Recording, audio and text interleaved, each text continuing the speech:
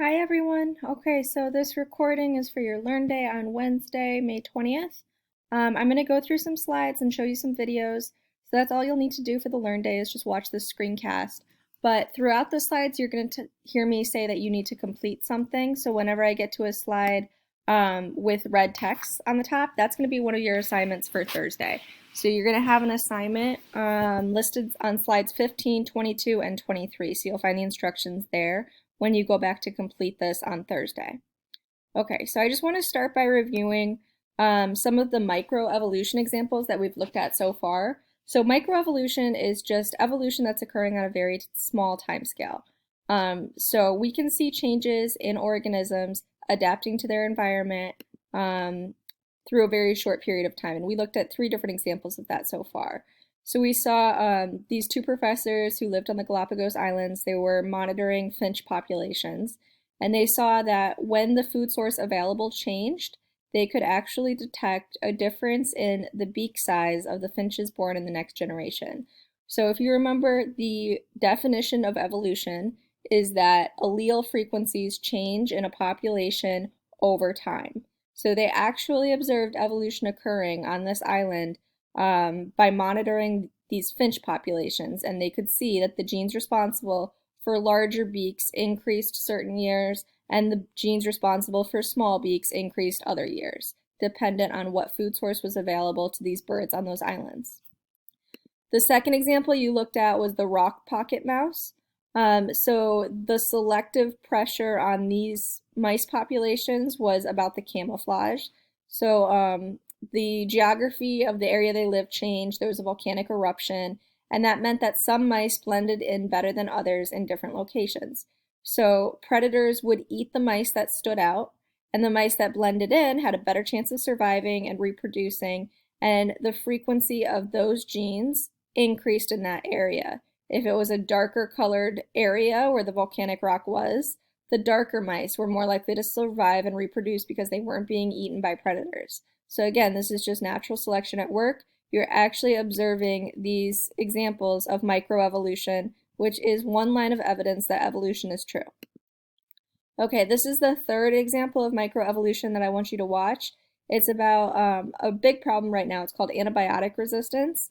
So if you go to the doctor and they prescribe you an antibiotic, a lot of times they'll tell you, make sure you finish the entire course of antibiotics. You need to take every pill in this bottle, even if you start to feel better. And this is the reason why, because they're afraid of antibiotic resistance. So if a mutant bacteria shows up that is resistant to penicillin or whatever antibiotic they gave you, that bacteria might survive and continue to reproduce. And its offspring would also have that resistance gene, which means that our medicine would no longer work on that population of bacteria. So I want you to watch this video from Harvard where they're testing this theory of antibiotic resistance.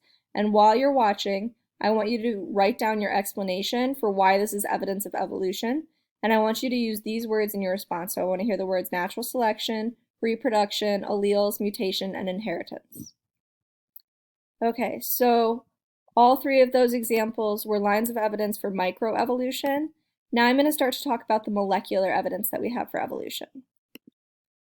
So this image on your right is listing quite a few species. So we have 8.7 million named species on Earth. There's probably a lot more than that, but those are the ones that scientists have identified and named so far.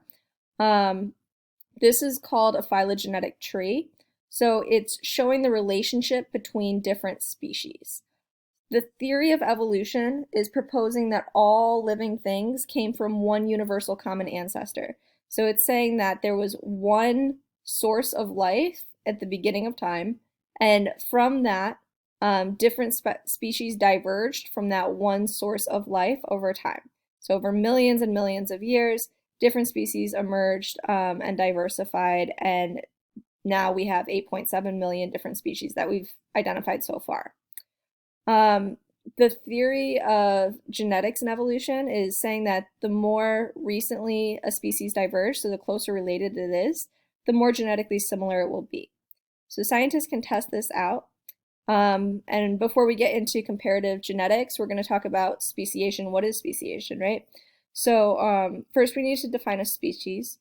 A species is just defined as members of a community that are able to breed and produce viable offspring. So, two dogs can mate and they can produce a dog that is also capable of mating with other dogs. There's some examples of hybrids. So if you've heard of a liger, that's a species that's produced when a lion and a tiger mate. Lions and tigers are different species. They are able to mate and they are able to produce this offspring, but the liger is sterile, which means the liger cannot produce any offspring of its own. That's how we know that these two are distinct species. They are incapable of producing a viable offspring. Same thing with horses and donkeys. So horses and donkeys are definitely different species, but if they mate, they can produce a mule. So this is an offspring, but again, it is inviable. It's not able to have any babies of its own. So that's how we're defining a species. And one reason why a species would diverge is because of natural selection. So over time, Darwin's finches actually diverged so much and adapted to their current landscape so much that like this finch and this finch are no longer able to reproduce and have a viable offspring. So we call that a speciation event. Natural selection is one way that that would occur, and there's other ways that we're going to discuss later on in the course. But for now, just know that this is the definition of species, and species diverge over time in response to different things, natural selection included. Okay, so now we're going to get into what is comparative genomics, because I told you this is a line of evidence that supports the theory of evolution. The basic idea behind comparative genomics is that two species have the same gene because they inherited it from a common ancestor. For instance, humans, cows, chickens, and chimpanzees all have a gene that encodes for the hormone insulin because this gene was already present in their last common ancestor. So basically this theory is saying that all of these organisms have the same genetic code, the same instructions for making insulin, right? And the reason why they all kept that gene is because we all still use insulin. All of these organisms need to produce insulin. So that gene has been conserved even though the speciation event that separated us occurred a long, long time ago. So we've inherited this gene from our last common ancestor. The more similar our DNA is with other organisms, the closer related those organisms are. So in general, the more DNA differences in homologous or similar genes that produce the same protein, the more differences between those homologous genes between two species, the more distantly related those species are. For instance, the human and chimpanzee insulin proteins are more similar, so we have 98% identical proteins in our insulin, than the human and chicken insulin. So even though chickens also produce insulin, their insulin protein is only 64% identical to ours because mutations have occurred over time, and because there's been less conservation of that gene because we diverged a long time ago from that lineage.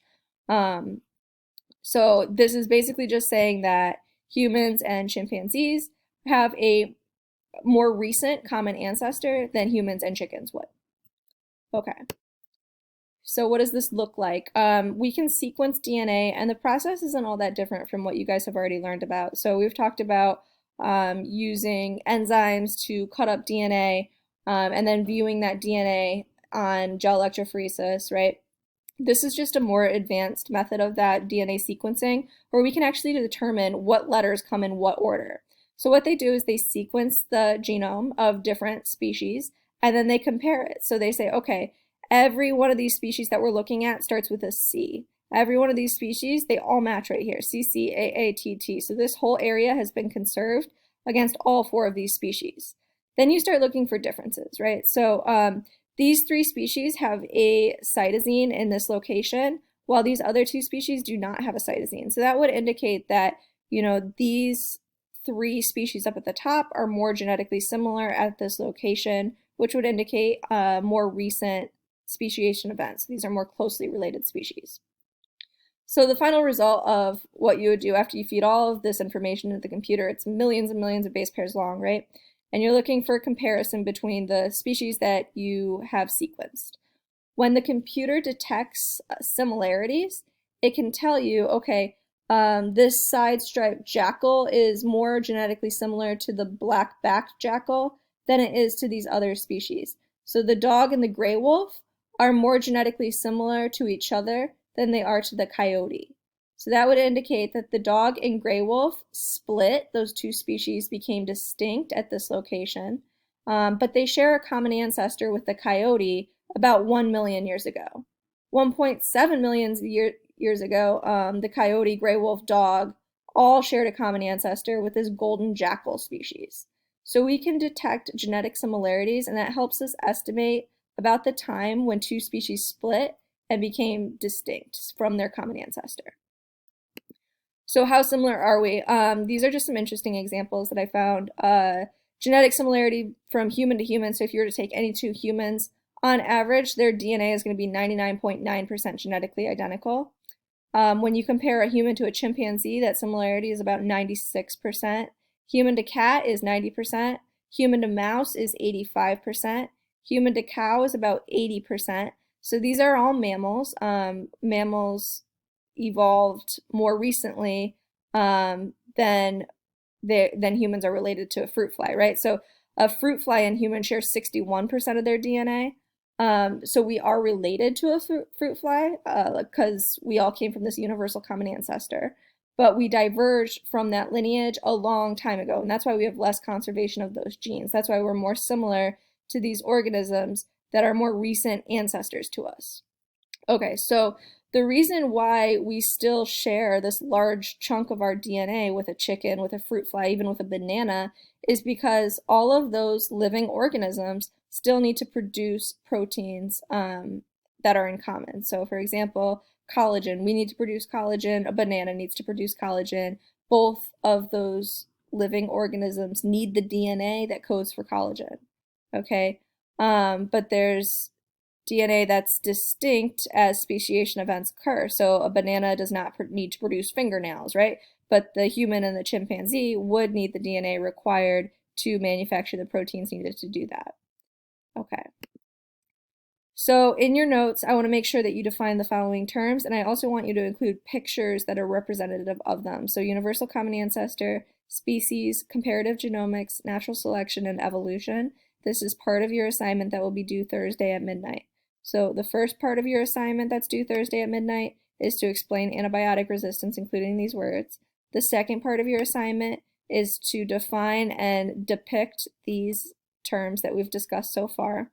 And then the last part of your assignment is going to be to watch this scientist and how she's using comparative genomics, okay? So she's actually using this to inform the scientific community about certain genetic disorders that affect humans, but she's using her knowledge of evolution and evolutionary biology in order to make determinations about how she designs her study. So when you watch this video, this is the third part of your assignment, you're going to explain how her knowledge of evolution helped her to identify the gene responsible for the diseases in humans. Okay, so that is it. Let me know if you have any questions. I am here. I'm going to upload the screencast, and I'm also going to upload the slides for you. So you are absolutely welcome to get started on the assignments listed on slides 23, 22, and 15 early, but they will not be due until Thursday at 11:59, which is your Learn Day. Thank you for watching.